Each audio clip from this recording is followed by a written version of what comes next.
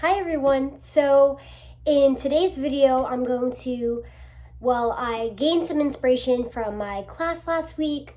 I'm super thankful to be a part of my program. I have some really cool professors who give great insight, so I love when I feel like I learned something that resonates with me and then I could translate that, something that I feel like is generally relatable. And that's something I really like about my major, is that it helps you in life as well. Like, I feel like by the end of this 2 years, I'm going to be a better version of myself. Like, it's not just academically focused. I would say it's actually more focused on your evolution as a person than it is your academic performance. Obviously, academic performance is important, but to be a counselor at the end of the day, it more is about how you are as a person. You need kind of to resolve those conflicts within yourself, know how to resolve those conflicts so that you could transfer that to your clients, to your kids, at a school. It's like they say, it's hard to love someone else if you don't love yourself. You kind of need to know how to navigate and figure out certain issues within yourself if you think you're going to help kids do the same. So, super thankful, and today is definitely a big inspiration from one of my classes, but I think it's a really good topic. So I'm going to be talking about the whole escalation and de-escalation process. So this is kind of when somebody loses control. In kids, it looks like a temper tantrum, which adults could kind of have too in their own ways, like an outburst of yelling, maybe like saying insults that they don't mean, like going for personal attacks on the person. Maybe it could look like bursting out crying, storming out of the room, whatever that may look like, but some sort of like out of character, you're super escalated and you're kind of out of your control, and it's not characteristic of you as a person when you are calm. So with that being said, stage 1 of escalation is you are kind of calm. And I'm going to make another analogy because that's just my thing. I'm going to compare this to a pot of water boiling over. I compare it to this because I made pasta the other day, and this happened multiple times because I'm not good at making pasta, but I figured it out. But bottom line, that's what gave me my inspiration for the analogy.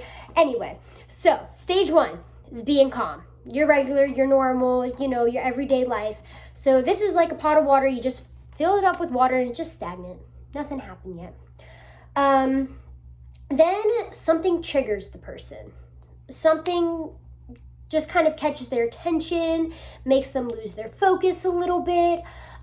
This is like when you turn your burner on high now. It's triggered. It's starting to go out of its calm state. Then you have agitation. So this person is becoming increasingly upset, increasingly irritated with whatever trigger made them lose their focus. This is kind of when the water is in its pre-boil. It's like, okay, they're going down that path of the next step, which is acceleration. They become really, really hyper-focused on this trigger. Like now it's like whatever they were doing, if they were at the grocery store, if you were in your class, if, whatever the case may be, if you were babysitting, like your focus is totally off of what you're doing. You're hyper-focused on this conflict because it's remaining unresolved and now it's really getting to you. So this is when the water is at its boiling point. It is full-on boiling. No more pre-boiling. It is there. It is bubbling, all the things are rising, all the feels are coming up, whether that's anger, sadness, irritation, all those feelings are stark. They're right there. At this point, there's kind of like, it's probably only up from here until it comes down.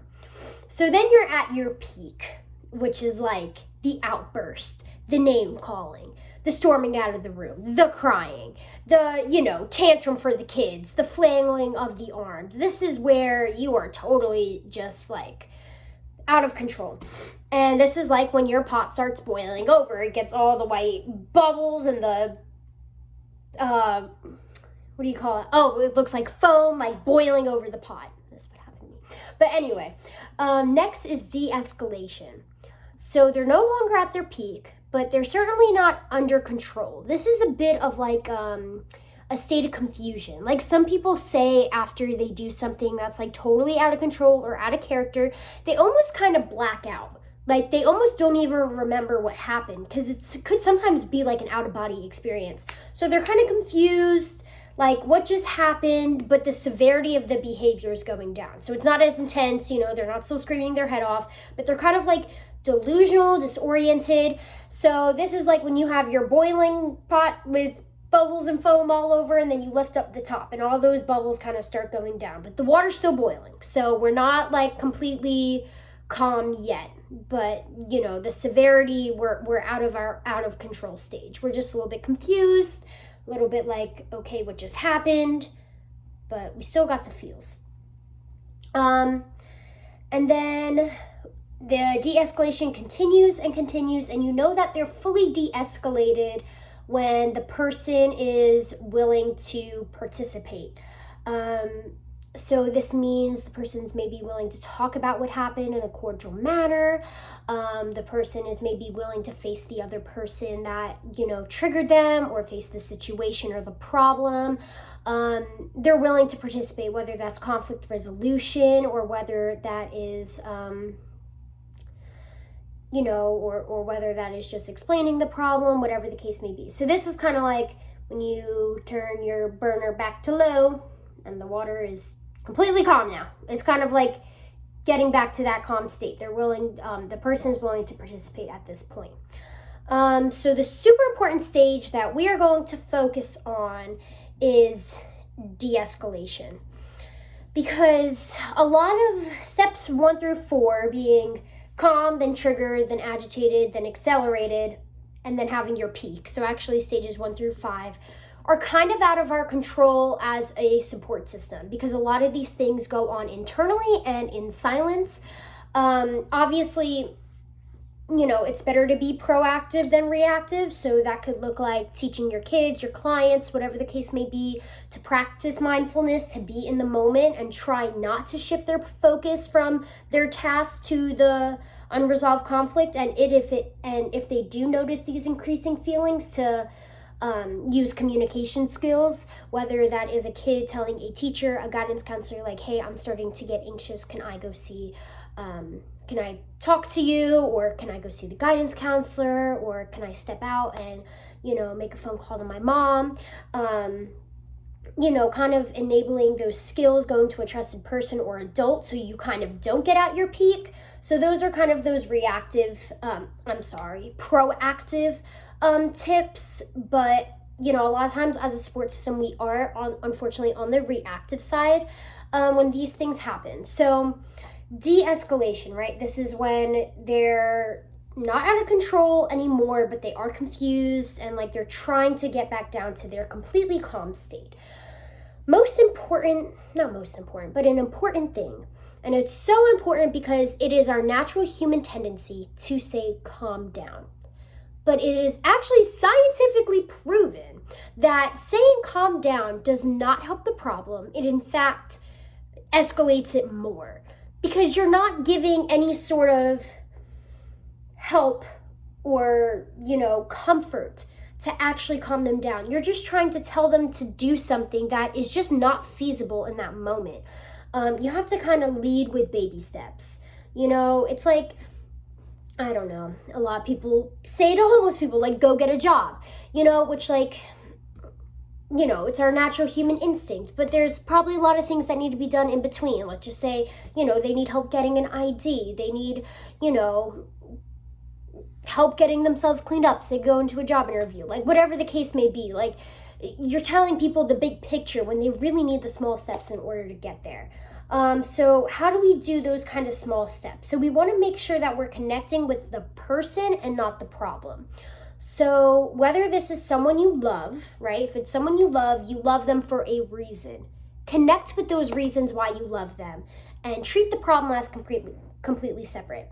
If this is a stranger or a client that you don't know so well, then you don't know them as a person and you don't have any place to judge. So we're still going to treat them with unconditional positive regard, because just like people don't know what's going on behind your closed doors, behind the scenes of your movie. You don't know what's going on in there. So we have no place to judge them.